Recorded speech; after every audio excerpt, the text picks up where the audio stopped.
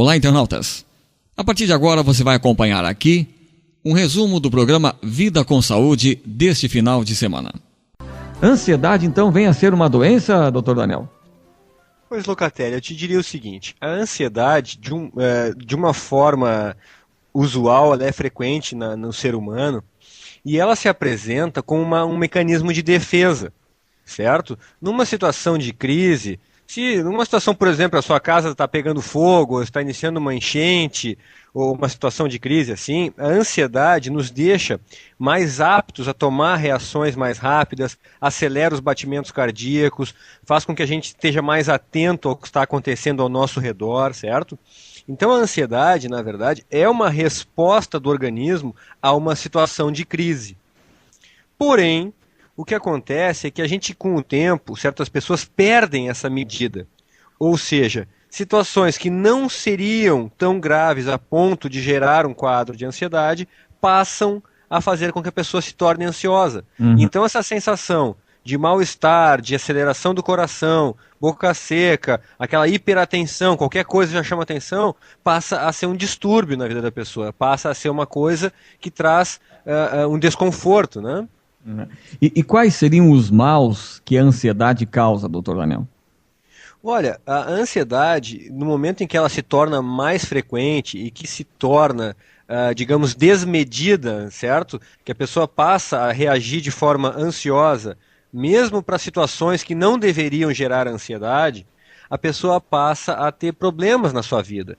Porque quando a situação é crítica, essa situação costuma ser momentânea. Porém, a ansiedade, quando ela vai se tornando crônica, ela complica a nossa própria capacidade de tomar decisões, certo? A pessoa passa a reagir de forma inadequada aos seus problemas e tem, inclusive, dificuldade de resolver seus problemas, né? Então, vamos ver assim se eu entendi. Lembrando sempre, doutor Daniel, e aos amigos ouvintes que têm uma cultura maior na área, seja psicólogos, sejam médicos que estejam ouvindo o programa, eu sempre procuramos fazer a pergunta e as respostas pensando no ouvinte, no leigo, na pessoa que não entende do assunto, como eu, por exemplo. Doutor Daniel, quer dizer que a ansiedade é algo que pode começar assim aos poucos, quer dizer, e depois de se desenvolvendo cada vez mais, a pessoa se torna mais e mais ansiosa? É algo que começa assim? Pois então, o que acontece é como eu te falei, no dia a dia existem situações em que a gente ficar com um certo grau de ansiedade até é uma coisa que não se considera doença. A doença aparece na medida em que essas sensações de ansiedade, que são assim, a sensação de aperto no peito, de aceleração do coração, certo? De que a pessoa fica um pouco mais tensa, com os músculos tensos, tem gente que fica com certo tremor, com a boca seca, certo? Que passa a ter um pouco de suor nas mãos, sua com mais intensidade. São manifestações que são momentâneas e só em situações críticas estão dentro do que a gente espera como normal. Porém, quando isso começa a acontecer de forma muito frequente no dia a dia da pessoa, isso vai te atrapalhar. Se você não consegue, por exemplo, conversar com o seu superior, com o seu chefe, e já fica ansioso, já fica nervoso, não consegue conversar direito, se você vai apresentar uma palestra na escola ou para os seus colegas, não consegue fazer essa apresentação, não consegue nem mostrar o seu próprio conhecimento, né? Então isso acaba gerando situações de crise. Você vai falar com um funcionário seu e fica nervoso, não sabe se comunicar, isso prejudica a vida da gente, certo? Inclusive, deixa eu te comentar, Locatelli, que às vezes a gente fala com colegas, eu comento que a gente faz o programa na rádio, já são meses que a gente está com o programa, né? E tem gente que diz, não, eu não consigo, imagina, se eu for falar na rádio eu vou ficar nervoso, não vou conseguir me comunicar, certo? Quer dizer que essa situação da ansiedade não escolhe nem idade nem profissão, né? Nem idade, nem profissão. E quando isso é, por exemplo, uma situação momentânea, a pessoa é um ótimo profissional, certo? Mas não consegue ir na rádio fazer um programa de entrevista, por exemplo. Aí é uma coisa que, bom, então a pessoa não vai no rádio e segue trabalhando. Claro. Mas tem gente que no seu dia a dia começa a apresentar esses sintomas ansiosos, né? Tremor, sudorese, que é suor, né? Um suor excessivo, suor nas mãos, aperto no peito, às vezes a pessoa tem vontade de ir no banheiro numa hora que não pode, né? Então não se justifica esse tipo de coisa, isso começa a atrapalhar a vida da pessoa, né? Tá certo. Doutor Daniel, quer dizer, O nervosismo, pelo que o senhor está falando até agora na entrevista, é o fator principal para se diagnosticar que a pessoa ela sofre de ansiedade. A pessoa que fica constantemente nervosa diante de uma situação estaria sofrendo de ansiedade? Seria assim? Na verdade, Locatelli, o termo técnico para nervosismo, o termo médico, a gente quando vai se referir a um estado de um paciente, a gente não fala que a pessoa está nervosa, né? Esse é um termo leigo. Mas o termo técnico para um nervosismo acentuado é justamente a ansiedade. Certo. Estamos conversando com o Dr. Daniel Reck Rodrigues aqui no Vida com Saúde sobre a ansiedade e a depressão. Estou aqui nos estúdios da Rádio Frequência em Florianópolis. O Dr. Daniel está na Praia do Rosa, em Garopaba. E o Gilmar Campos nos estúdios da Rádio Frequência, né, no centro de Garopaba. Aliás, Praia do Rosa em Imbituba, né? Imbituba, Praia do Rosa em Imbituba, município de Imbituba, agora com o Campeonato Mundial de Surf, a gente está aí feliz recebendo os grandes atletas do surf na região agora, nesses dias. E você que surfa deve estar realmente, quando tendo a oportunidade, dando um pulinho aí na vizinha cidade de Imbituba, né?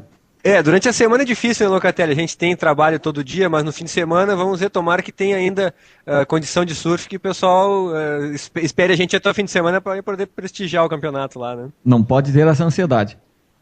Não, de forma alguma. Ao contrário, né? De um modo geral, as pessoas que realizam prática esportiva, não é só o surf, né? Que tem aquele hábito de fazer a sua caminhada, jogar o seu futebol, né? Praticar, a gente joga tênis.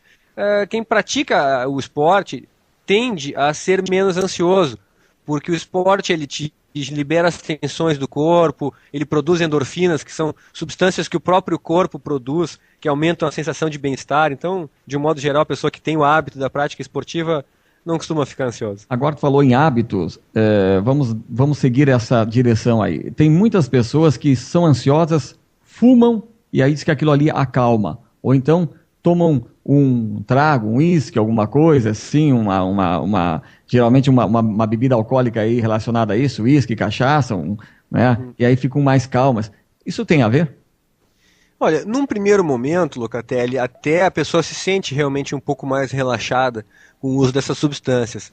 Porém, chega uma situação em que a pessoa já não consegue mais ter suas atividades durante o dia sem o uso da substância. A pessoa se torna dependente. Então, sempre que a pessoa vai ter que fazer alguma coisa que tem mais responsabilidade, ele precisa fumar um cigarro, ele precisa usar o álcool, ou até tem gente que chega a usar drogas, né, para baixar a sua ansiedade, e isso, inclusive, mostra um grau mais avançado, uma situação mais grave do quadro ansioso, em que a pessoa já se torna dependente de uma substância para conseguir controlar o seu grau de ansiedade. Inclusive tem gente que usa medicamentos, né? A gente vê no dia a dia, assim, do trabalho, a quantidade imensa de pessoas, né, Locatelli, que usa medicações controladas. Eu já falei disso em outros momentos, os remédios, os faixa preta, né, que a gente chama, que são os remédios controlados, para o controle da ansiedade.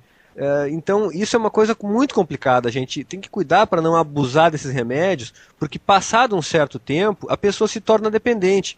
Então, mesmo quando que não tenha nenhuma situação de estresse ou de ansiedade, só o fato de não ter a medicação à mão já deixa a pessoa ansiosa. Então, a gente tem que evitar isso. Esses remédios são controlados justamente para serem receitados pelo médico, com uma orientação específica da forma que eles devem ser usados, né? Para realmente eles terem um benefício, para eles fazerem bem. Esses remédios existem, mas têm que ser usados com muito critério, porque senão eles podem, ao contrário, com o passar do tempo, em vez de ser uma solução, podem se tornar um problema. Dr. Daniel Reck Rodrigues, falando sobre ansiedade e depressão no programa de hoje, muito obrigado pela sua participação mais uma vez aqui no nosso programa Vida com Saúde. Então, Locatelli, sempre muito bom estar aqui, é muito bom poder confraternizar com os ouvintes da Rádio Frequência. Acho que é importante as pessoas saberem que existem tantas situações na vida que a gente deixa de se tratar e deixa de aproveitar a vida na sua plenitude, né? Na grande alegria que é a vida, né? Então, se a pessoa está passando por situações como essa que a gente descreveu, busque realmente um acompanhamento, um auxílio, porque você pode ter uma melhoria na sua qualidade de vida. Tá todo mundo ligado. Rádio Frequência.